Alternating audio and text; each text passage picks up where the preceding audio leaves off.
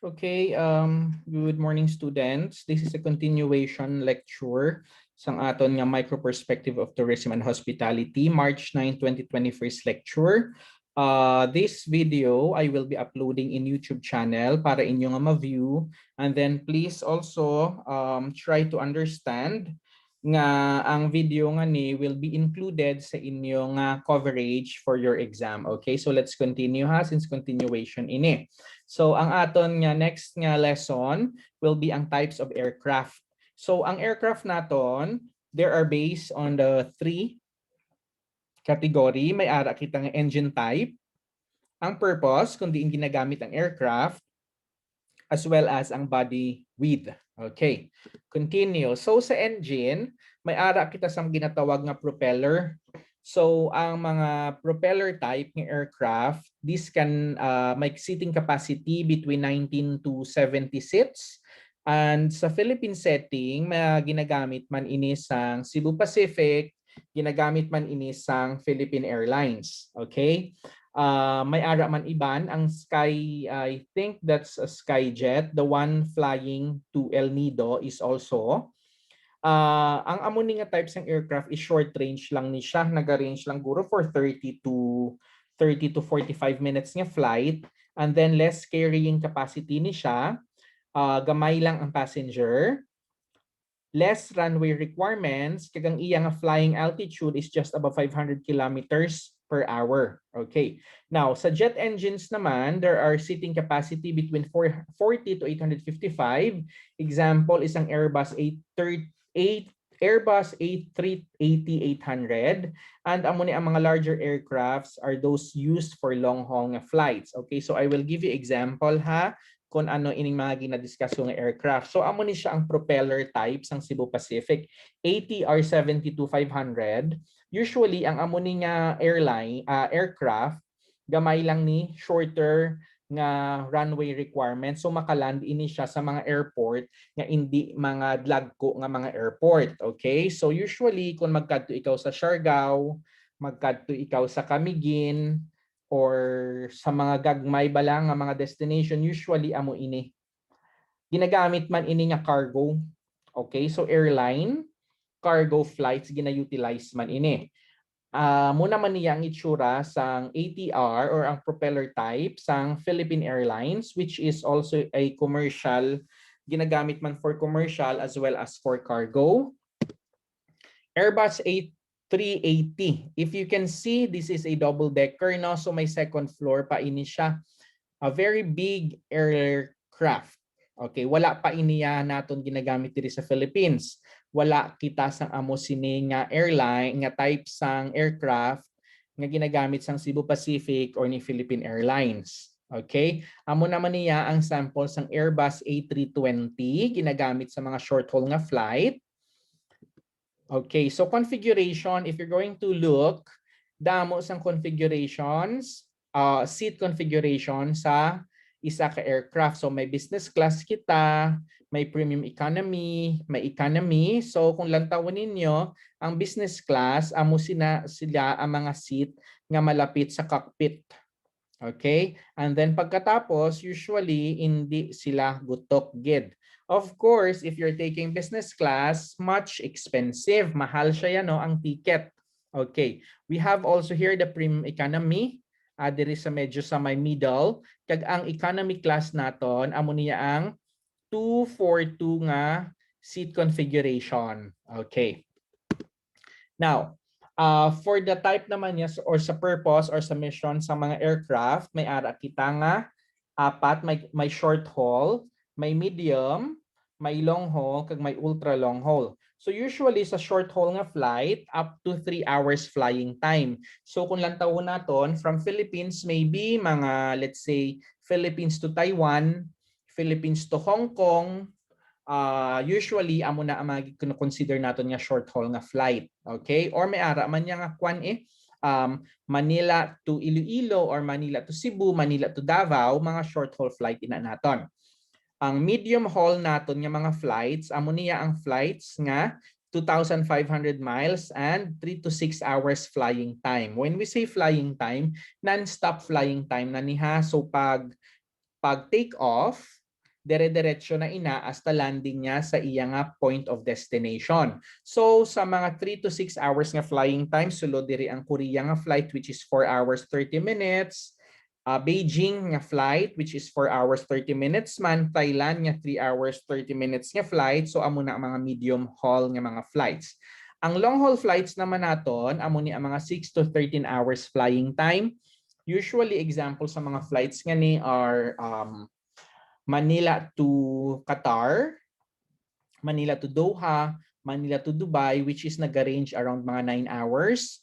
And then ang ultra long haul flight naman is 14 hours and above. Usually this is crossing from one continent to another. Let's say from Asia to America, another one Asia to Australia, or Asia to Europe. Okay, now note here the longest non-stop passenger service is between Singapore and Newark, New Jersey in an all business class configuration by Singapore Airlines. Okay, now if you are to ask me, sir, pila na ang pliti between Singapore and Newark sa business class? Usually ang round trip sine around $10,000 or roughly around mga 500,000 pesos. Maybe. Usually do amo na ang range because this is a all business class configuration. Okay, let's continue. Sa body width naman, we have the narrow body aircraft, and then we also have the wide body aircraft. So kung lantawan ninyo, ang Airbus A321 ang narrow width, and then ang Boeing 767-200 is ang wide body. So even the configuration dire sa Airbus A321 dire, ang blue is ang first class configuration. Amo ni sila ang seated,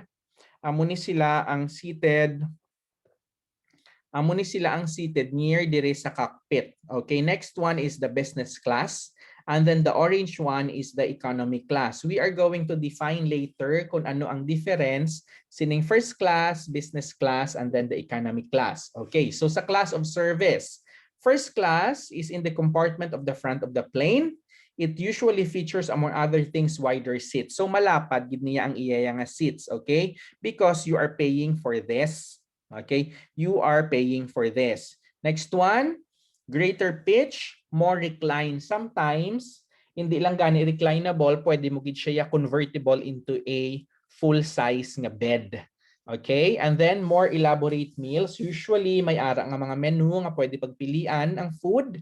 And then complementary alcoholic beverages, wine, champagne, juice, water, kung ano dira ang imo preference, and then ang free movies as well, or ang ginatawag naton nga mga in-flight entertainment. So movies, podcast, music. But then first class of course is the most expensive ticket sa isa ka airline. Okay? So expensive na siya. Next nga medyo expensive is the business class. Usually sandwiched between the first and then the coach class. Ang coach class nga gina-refer ko, sometimes we refer to them as economy nga class. Okay?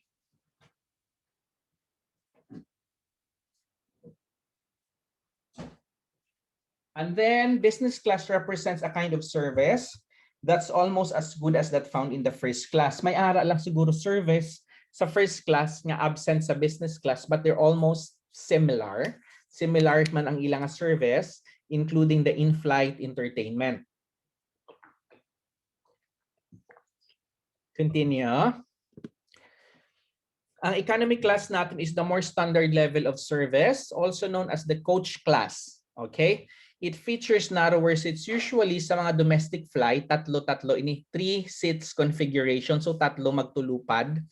And then reclinable siya pero not that much. So kung gusto mo magtulog, matulog kaya nga nakapungko because hindi gid siya ma-recline. And then simple meals or snacks, or sometimes sa subong with Cebu Pacific Air Asia, usually ginabaligya nila ang pagkaon. Previously may free pa ina ang food niya ilang nga ginahatag, pero as of current subong, usually you pay for the food. Yes.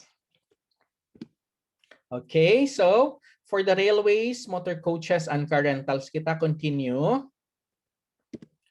So historical timeline of railways during the ancient system, 600 before Christ, Jolcos paved trackway which transported boats across the Isthmus of Corinth in Greece. And then in pre-steam, and then 1500s wooden rails, 1700s metal railways, and then the 1900s to 1920s, the golden age of railways. Okay, so downward demand. 1930s, pre-World War II, growth in car ownership and intercity bus services. 1980, the decline of rail services. Ano ang two factors? Because during the time medyo nagataas na ang demand for airline industry. So medyo ang mga tao, they prefer to fly na instead of using the rail service or ang train. And then the railways financial structure, higher fixed cost of railway. So medyo costly na mag-fix sang railway. That's why nga daw medyo nag-decline na ang service during the 1980s. Okay. The foreign rail service. In many countries, railways are still a major form of transportation. Most of these railways are owned and operated by the government. Other factors beside government subsidies account for the survival of passenger trains, private car ownership, lower compared to US and Canada, and then the price of gasoline is much more expensive in Europe. And then proximity of major cities in Europe. That is why ang train or ang railway transportation sa Europe is still much used up to date. And then the price of air travel, rail travel is almost always less expensive. Okay, so motor coach, commonly known as the bus, it has played a major role in the surface travel industry throughout the world. It is the most widespread and the least expensive form of transportation. And then ang origin of motor coaches naton, descendant of a horse-drawn stagecoach in the 1890s. And then currently we may ara kita sang ginatawag nga hop-on, hop-off buses. Okay. So buses travel near major landmarks around the town or city. Pre-recorded or live commentary about the landscape is provided through small headphones worn by each passenger. User may leave the bus and board again without limit. Hop on, hop off at special bus stops on a circular route. Okay, ang rates. Okay. Makes and models, ara mana ina sa materials na ginsend sa inyo. And then the car rental services. Drop off, allow the clients to drop off the car at any location owned by the company. Gasoline charges when cars are returned with less than a full tank. And then the insurance. Taxi, limousine, and transport network vehicle services. Okay, just please read. On public demand transportation, they don't operate on a regular schedule. Rather, passengers arrange them individually for service. Okay, so that's all.